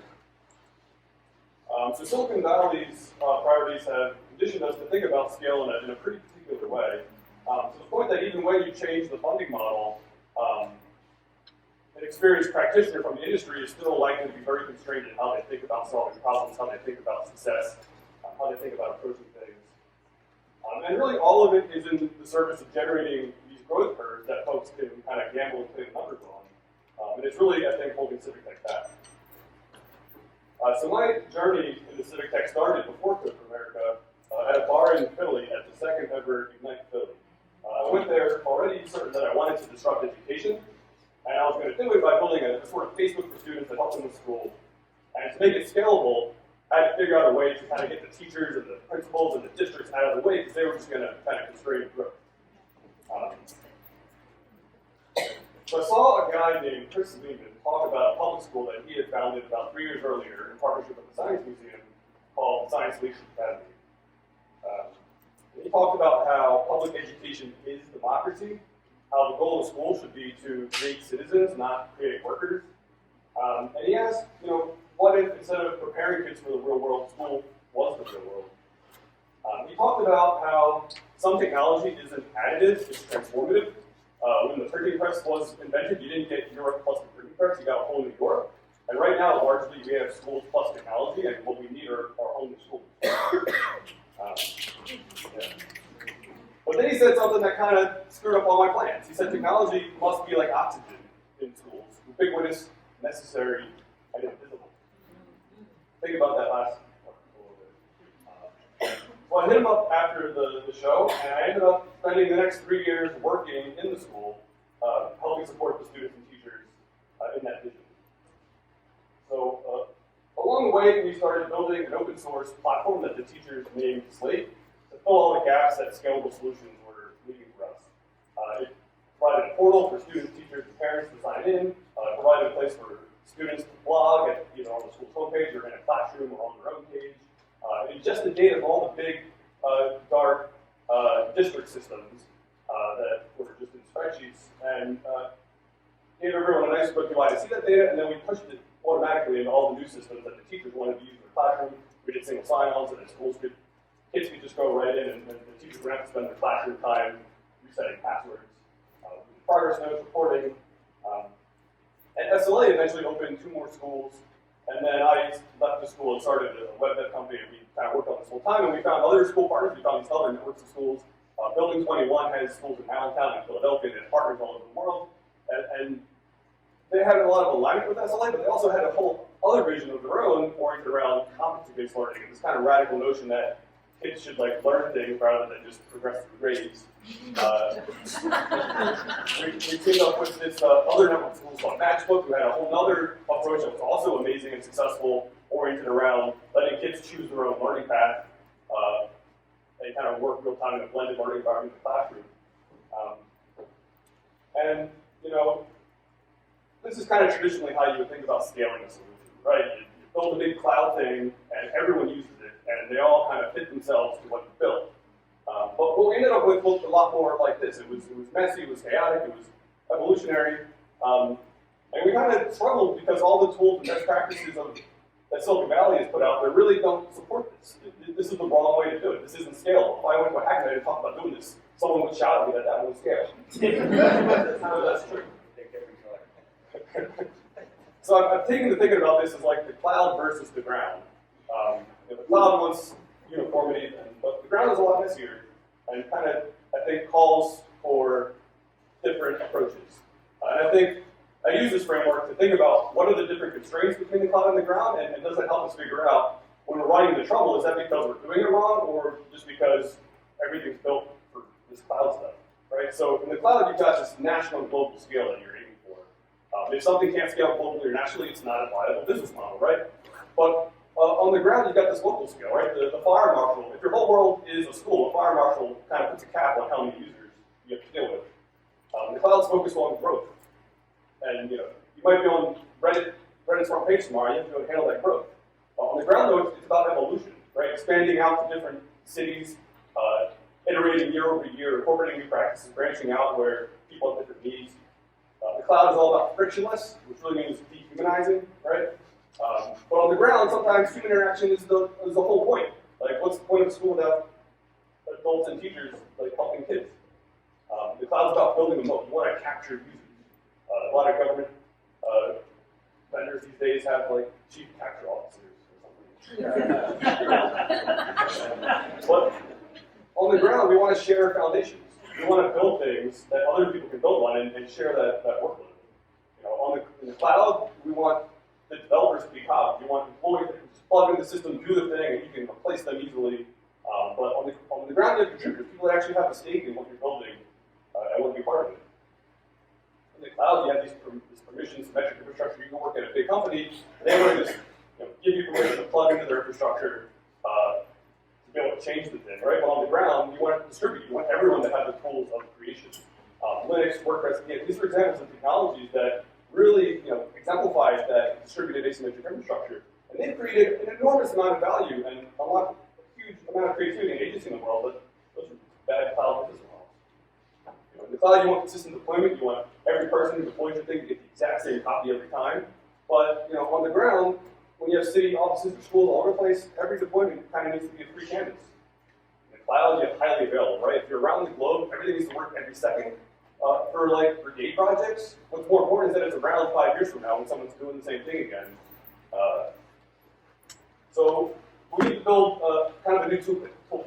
One where a principal can replicate a peer school's entire environment in one click, where a student can take over the CSS and make it look different without learning 14 layers of deployment tools. We need schools to be able to iterate over the 4 years it takes to graduate a kid without having to fork something or getting shut down because one of the tools they relied on has pivoted or something. How many Silicon Valley startups last 4 years? And what happens when you're in school and you build your workflow on top of these things? The schools get sick of it and they just stop changing their ways. The teachers get fed up with new things, and innovation stops. So who's going to build this new toolkit for us?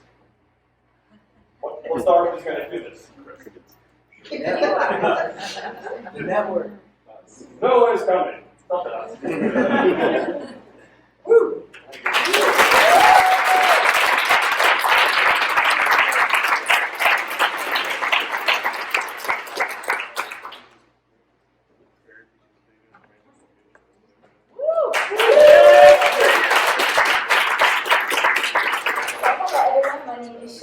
I'm a part of the Fort Lauderdale Brigade, and I'm here to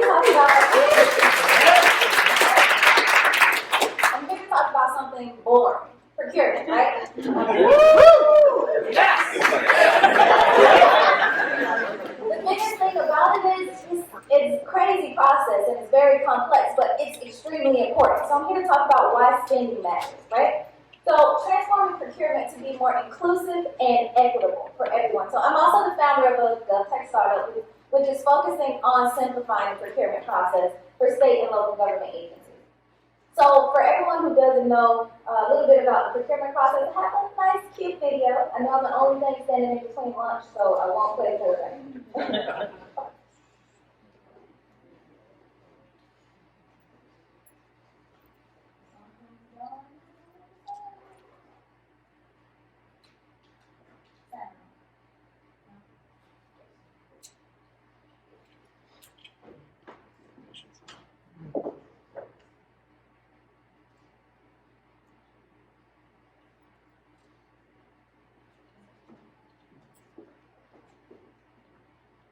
Cities are no different.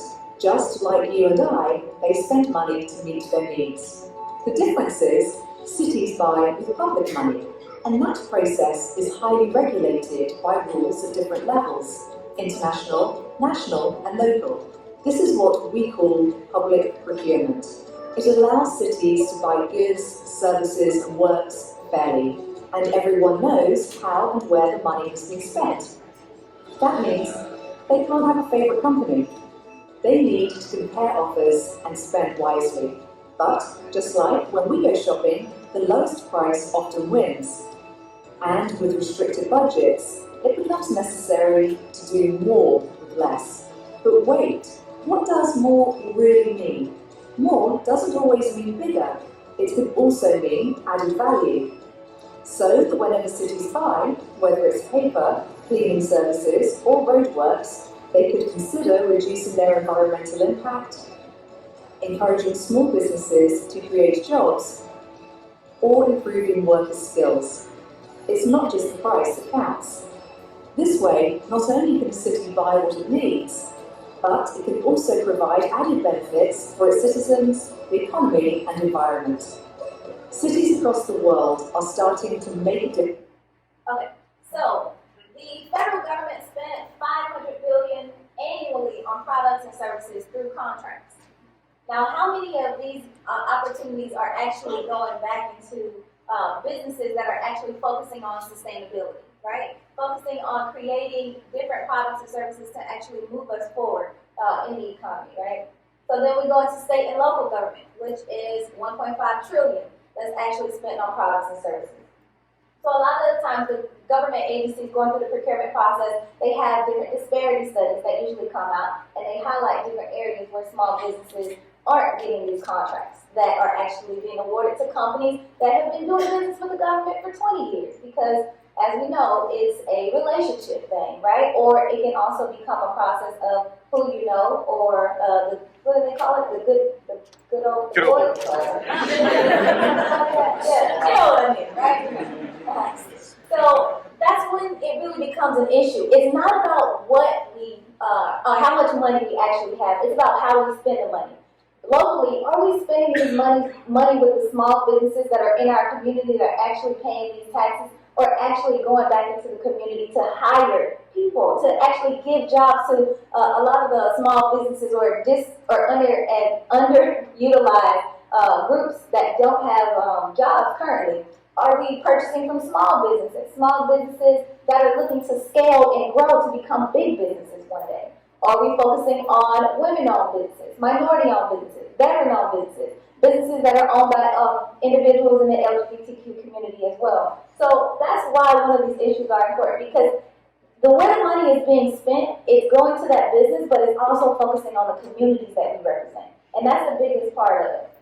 And of course, procurement is one of those topics. Everyone knows it's a garbage process, right? But no one really wants to do anything to change it. So that's why I'm here to basically say, let's stop making it okay for procurement to be a shameless or a terrible process to go through. Let's go out and start advocating for different changes in these processes. Yeah.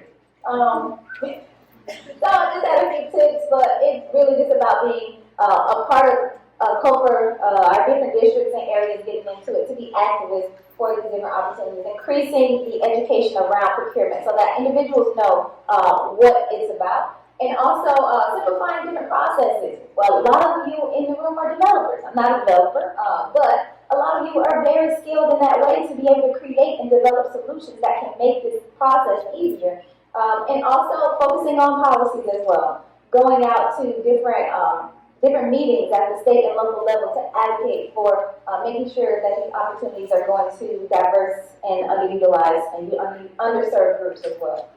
And of course, startups with innovative solutions. I'm not just saying that because I'm a startup, but so I want to say thank you, and I enjoy being able to have this conversation. So I would love to connect after this to keep going with this conversation. I'd love to learn some of the information that you have gained through your time in this and how you've worked with the government, or any changes that you can recommend for me as well. So, thank you.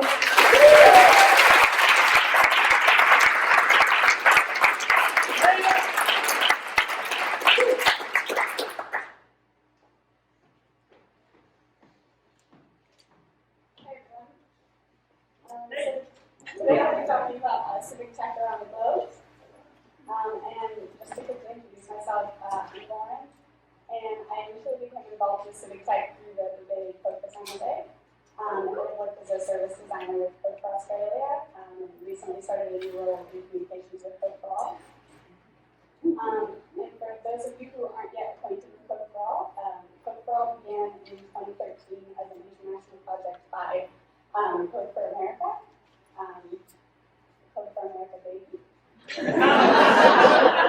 And since then, it's grown to become a network that is governed by 14 different civic tech organizations from around the world. So the whole idea behind Code for All is that it acts as a connector for all other civic tech organizations around the world to make it easy to share knowledge and collaborate with one another. And so today I just want to talk about a few of the projects that are happening within the network right now. So start off with air quality sensors. A small group in Germany developed a low-cost air quality sensor that is available for anyone from the community to purchase, assemble, and place wherever they want, for instance, maybe outside of their home. And then the information, the data that's gathered from each person then goes on to one map, which is available for the public. And Code for Africa wanted to start a similar project, and so they connected with Code for Germany. And that was kind of nice because they were able to get toolkits and advice on getting started, so they didn't have to start from square one. And so now both projects are up and running. And it's kind of cool because you can really see the unique qualities of each project that really reflect the different contexts that they've been created in. Here's just something that I like. Code for Germany at one point had a little competition where they asked members from the community to decorate their sensors and then post photos. I thought it was really cool. The second project I'll talk about is disaster relief. So this is one that began with Code for Mexico and then has since been collaborated on with Code for Romania.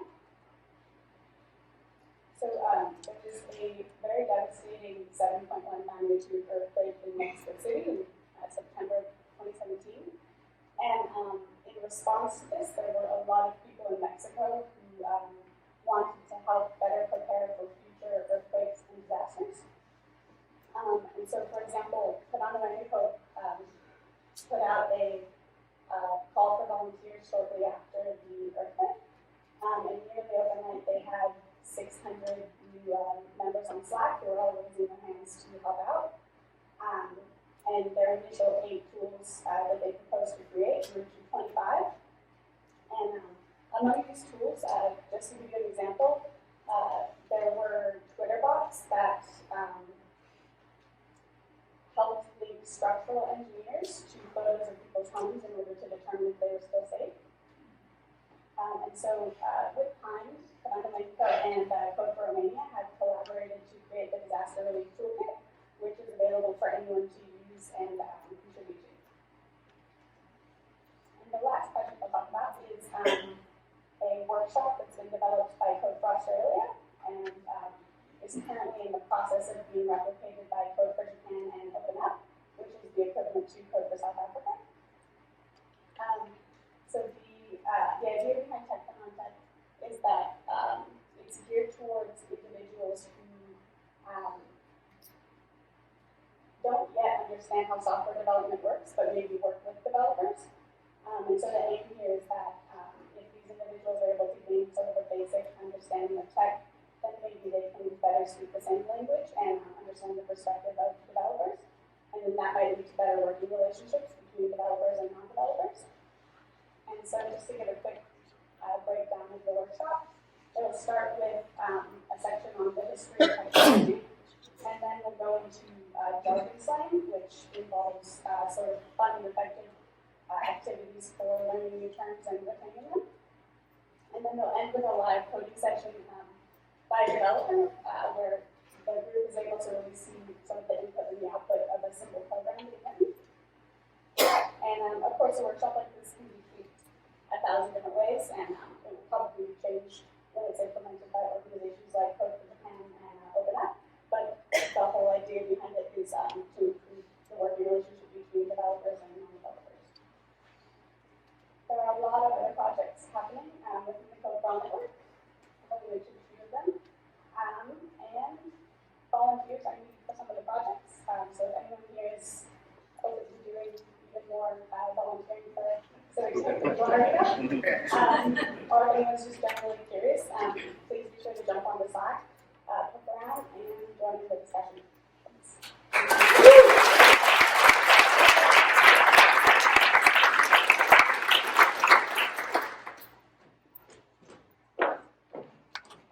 Hello again. I have my own lightning talk. Let's see. So I found out earlier today that I lost a friend. And I know I'm not the only person in this room experiencing loss. So this talk is dedicated to those people who are on our mind right now. But I wanted to talk about technology from a different perspective. So a little background on me. My name is Ben. I'm from South Texas. I grew up in the community that my dad grew up in. My mom's from the Philippines, and they met in medical school. And but I live in Hawaii now. And in my time in Hawaii, I've learned a lot about culture, and I want to share a little bit about it today. So one other thing I want to say. So I recently started a new job. I'm now the proud husband to literally my favorite person in the world. And today is our 1 month anniversary.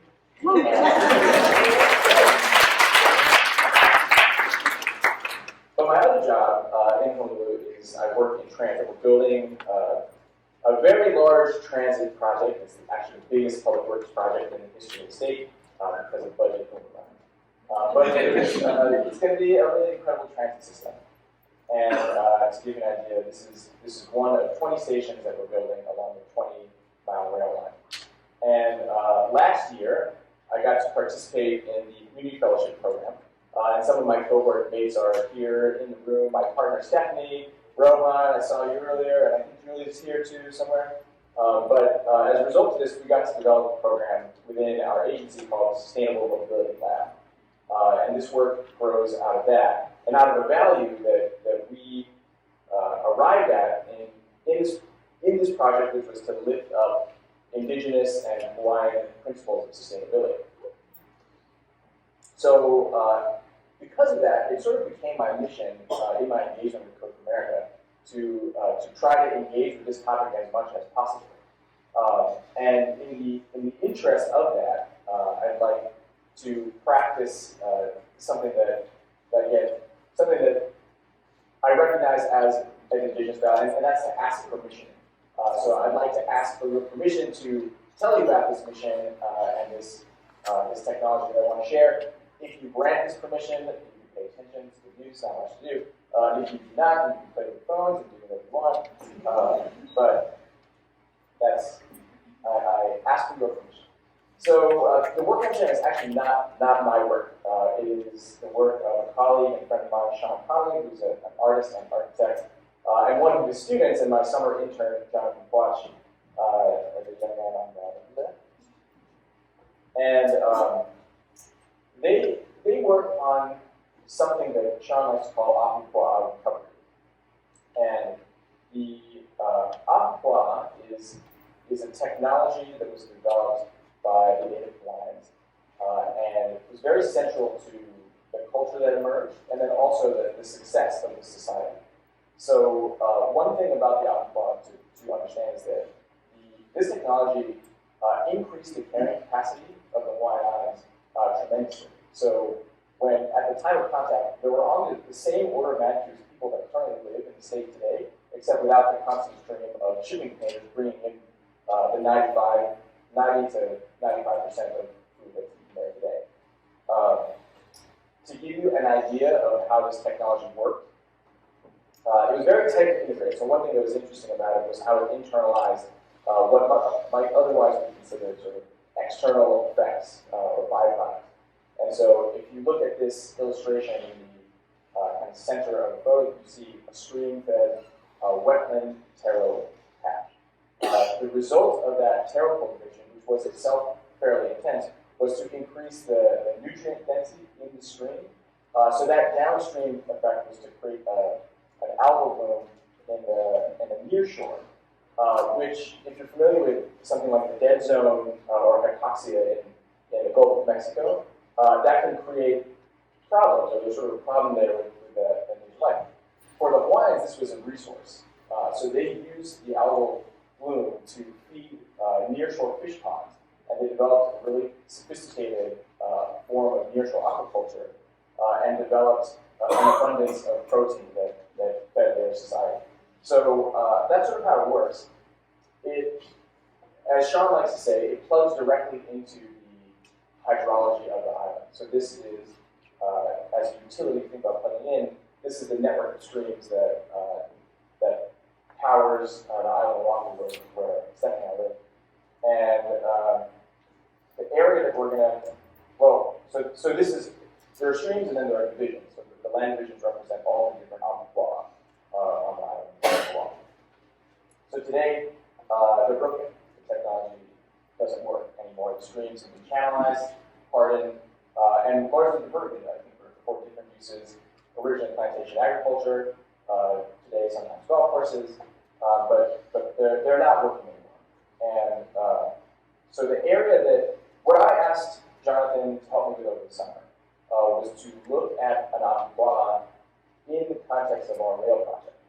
So is there anything that can be done for the work that we're doing, this massive infrastructure investment to support the repair of this technology? So he looked at one particular amphibola in a community that our rail projects are running through. So the station name is Kohala, the community is called Waipahu, and the amphibola is Wakele. And this is that same image with the rail station. You can see kind of in the bottom middle of the photo. That's where the rail station is, and where the stream empties out into Pearl Harbor. So if you might see some ships in that photo. So the kind of analysis that that Jonathan did for this was to look at a few things. I won't be able to go through all of it, but just as a sample, historic land use and things like soil contamination, which are really important for the function of this system as an agricultural resource, for example.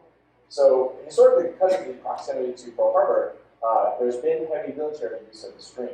And so in the time, in the sort of post-World War II era, the streams were used to store ammunition. And so there's a lot of contamination related to the storage of things that supported military function of Pearl Harbor.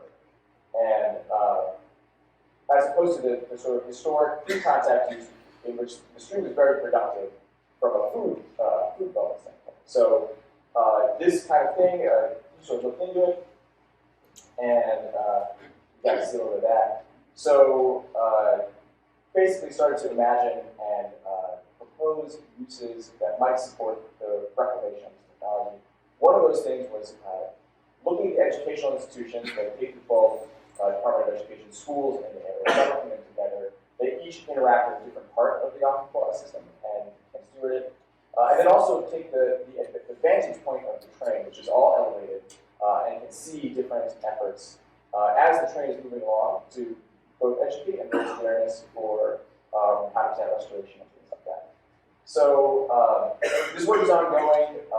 There's lots of interesting stuff. The amphibola as an idea, as a technology, and as a concept is very well studied and super interesting. So for anyone who's interested in learning more about that, I will talk to you all about it. But thank you very much, and I'm going to hand it off to Christopher.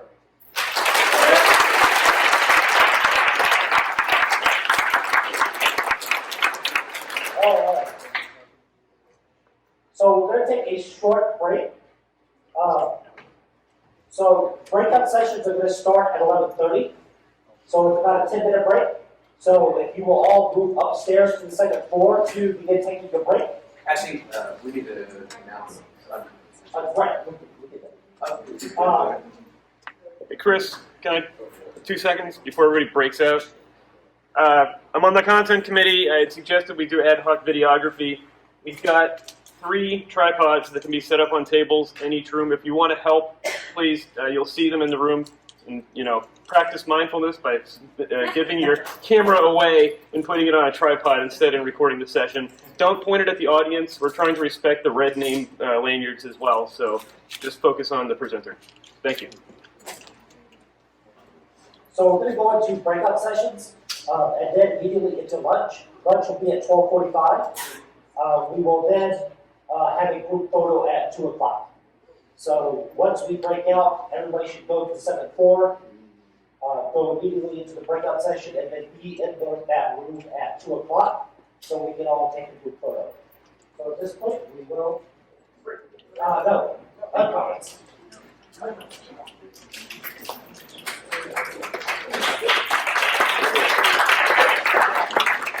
All right, so our conference sessions, 23 folks for mindfulness meditation, 18 for cross-brigade collab, and 17th for Let's Talk About Money. I'm a little bit concerned about availability. Can anyone do the first unconference session of those three? Hopefully those leads are in the room. We can do the collab as the first one. Okay, if you're able, because I think I'm actually going to be participating in that and something else at the same time. Are you able to do the first one? And you don't have fellowship minutes? Okay, thank you. Sorry for a little bit. Okay, so then, mindfulness meditation will be the first session. The second session will be Cross Brigade Collab. Tell me if this doesn't work. And then the last session will be Let's Talk About Money. And those will all be in the same, the Lewis Stokes room from yesterday.